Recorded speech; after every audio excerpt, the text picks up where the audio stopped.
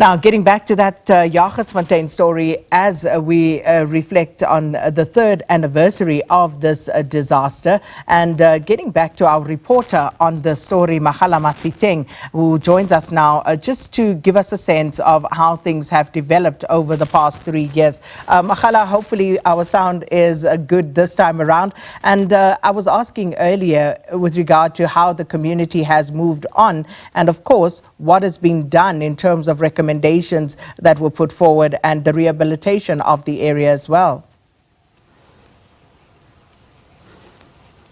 Yes, Sakina, just reflecting back on that day when we entered the town of Jagersfontein, just seeing the better part of that town being painted grey because of that sludge, and meeting some of the victims who were just in a feeling of despair. You know, some had gone back to their houses trying to salvage whatever that they might be able to get, and looking at the areas of Charlesville where we were looking at some foundations because the sludge had swept off so many houses all the way from Charlesville to Itumeleng area.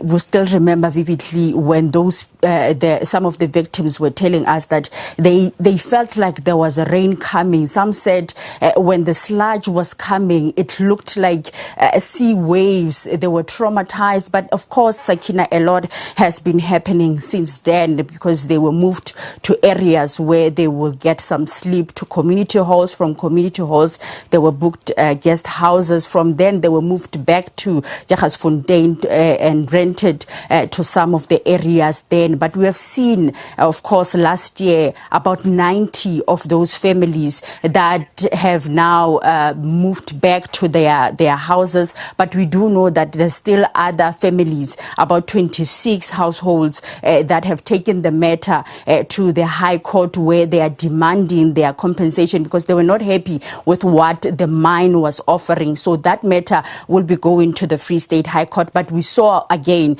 the latest development yesterday of 8 accused that appeared at the Jagersfontein Magistrate Court. 5 people, including 3 companies that also include the Jagersfontein Development Mines, who are then facing charges, including charges of murder.